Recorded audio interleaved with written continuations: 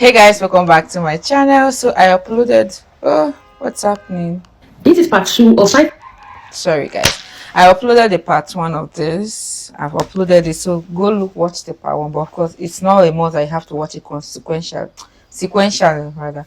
But it's imperative that you start from part 1 because this the first one on the list in part 1 is, I think that's the basics to even start with.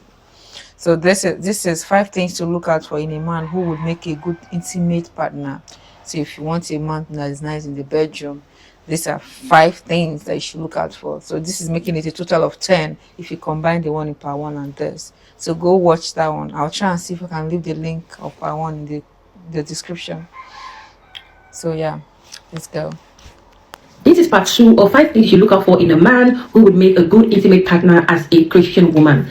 Number 1 on the list is his relationship with pornographic material. That is something that you have to find out. Is he an addict? A man who is an addict of this kind of content would be a man that will struggle to actually meet you at the point where you are. And this is for 2 reasons. 1, this kind of material actually displays and promotes unrealistic behaviors. This kind of content promotes unrealistic scenarios. You see, one thing about content that are on the XXX web is that they also manipulate the use of sounds. Sounds are an integral part of this kind of content. And if you notice, they use the sounds that a woman will make when she is in pain. If you've ever heard a woman who is in pain, or a woman who is in the labor room, or a woman who is wincing from pain, it's somehow could be mistaken for the same sounds or moanings that a woman will make when she's in pleasure. So one thing that this kind of industry does is that they manipulate such sounds, and these sounds rewires a man's brain, and a man feels that pain is somehow together with pleasure for women. So even when she's in pain,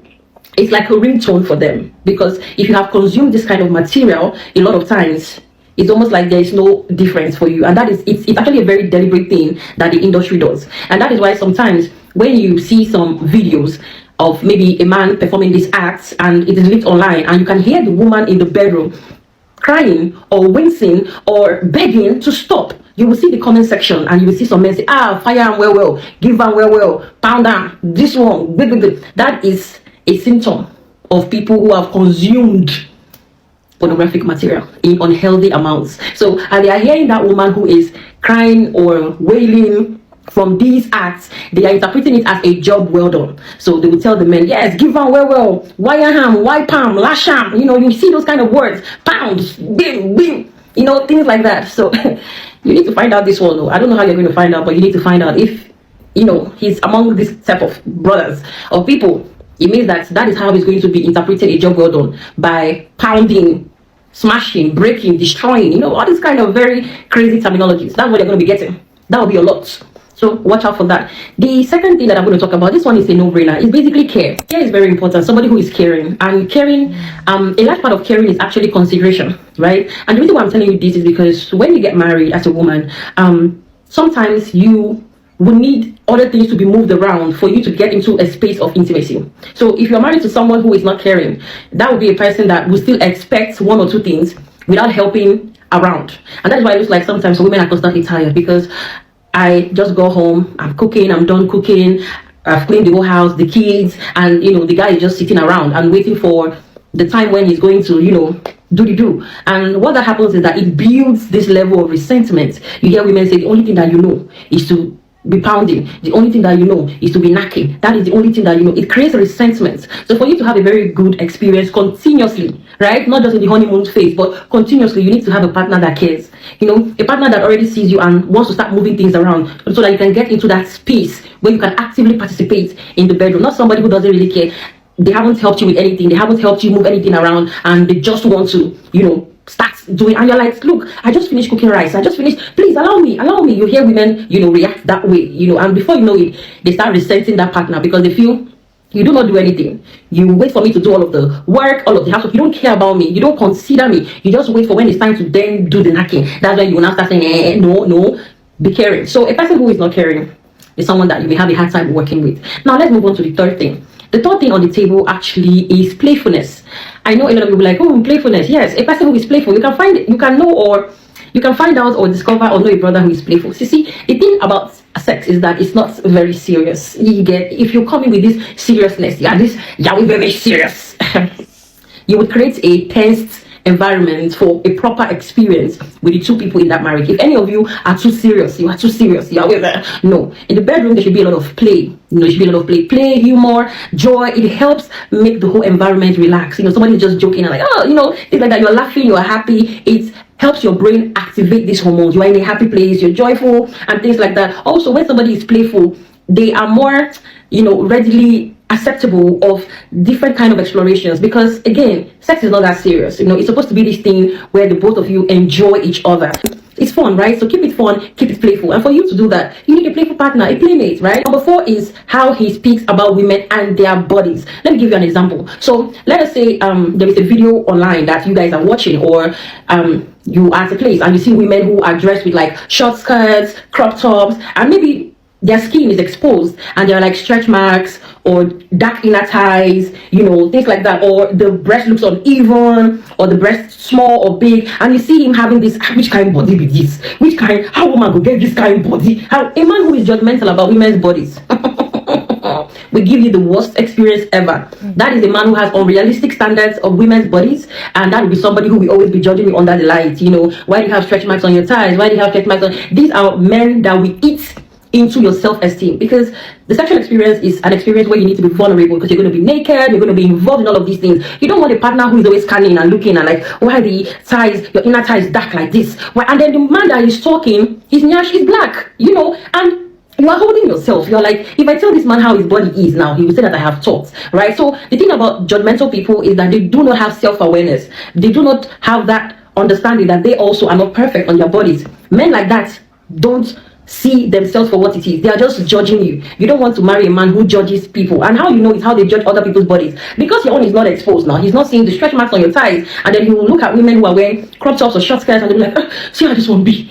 She's not even, I don't even know why women are always exposing their bodies, because they're not even that. And you too, you'll be there saying, I don't know why women expose that. Bro, your body and that girl's body on the internet, there's no difference. So because all women have unique bodies. Stretch marks, men have stretch marks, women have stretch marks on their hips, their thighs, their breasts, depending on the body part that has been enlarged through puberty and all of those things. So if you are being with a man, you don't want to be with a man that is judgy. You want a man who understands that these are people's bodies, because a man who is not judgmental is a man who is open to help you have a good experience in the bedroom. He's going to help you explore. These are the things that you need. You don't need a man that will be looking, why is your breast like this? Why is your bum like this? Why is your hand like this? Why is the like this?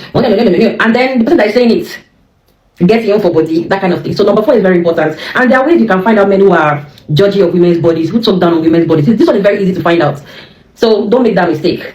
Now let's go to the final one. The final one, of course, is a person who is able to respect your boundaries without getting annoyed about it. So this one also is very easy to find out. You see, if you tell someone, oh, I don't like when people maybe touch my hands, and you see that they're already annoyed. What do you mean you don't like? What's in your hand? And then they then go on to touch it to see your reaction. Like, what will you do?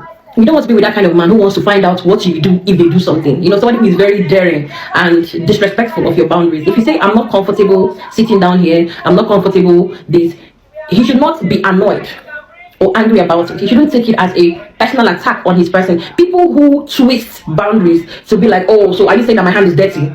That's a manipulative person. That's the person that you don't want to keep as a partner. That's the person that you don't want to do life with. Any person that turns and switches a boundary to then make it look like it's an attack on them. Why did you tell me that I should not? Oh, are you saying that I'm not good enough? You never said that. All you said is you did not like somebody touching your hand. Now you're starting to say, oh, I think your hand is dirty. I didn't say that. I only said I don't like people who touch my hand. So be careful about people who are very quick to invade your boundaries. And when you call it out, they're very quick to say, oh, so are you saying, because these are people that are going to not understand that your needs are important in the bedroom. If you say, I'm not comfortable with this, they'll be like, but we are married now. No, we can be married doesn't mean that I am going to be comfortable with every other thing. You need to ease into things. You don't rush it. It's not like, oh, we are married, so then I can know. Every act needs your consent, okay? You need to be with someone who is considerate of that. If you guys want to try something in the bedroom, both of you need to be on it, right? You need to be on it. And it's not a case where if I tell you I don't like this or this is not fun for me, you then make it like I'm attacking you,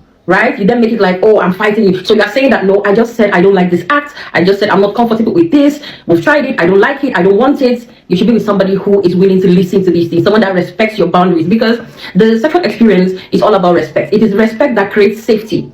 It is respect that creates a self-expression. If I don't feel respected in it, I'm going to be holding myself back. I wouldn't be able to tell you the thing that I want to tell you. I won't be able to fully express myself because I am scared that you are going to fight me for it. You're going to punish me for it. You're going to make it such a big deal. You're going to start talking and talking and talking and talking and talking and talking and talking. You don't want that kind of energy in the bedroom. The bedroom should be a place where there is positive energy, it's blissful, it's fun. You guys are exploring yourself, exploring your bodies, having a great time, reaching orgasm, loving up after the whole act, enjoying. It's not fights. It's not fights, okay? So you shouldn't bring this, no. Okay, as a Christian woman, you want to be with a man that you are going to constantly yearn for his body. How do they say it in layman's terms? Honey for. Yes. So that's it.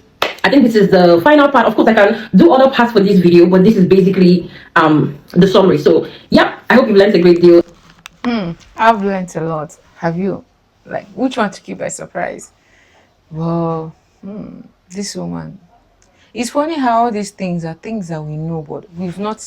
It's not something we sit down to actually put into perspective. Because tell me why somebody that's constantly not adhering to your boundaries. Tell me why you still stay with that person. You know, when people say, "Oh, there were no signs," but if you look, you would realize that the signs have always been there, staring at you in the faces. But we just don't like to listen. We don't just like to see them for what they are. We want to see, oh, maybe just maybe he will change. He will change. I saw a post yesterday, like literally yesterday, and a lot of people were bashing the lady for, for ending the relationship. So she ended the relationship because the guy, they went out and they said they've been dating for a while now. They were even talking marriage. They were talking about marriage. That she wanted to actually marry the man.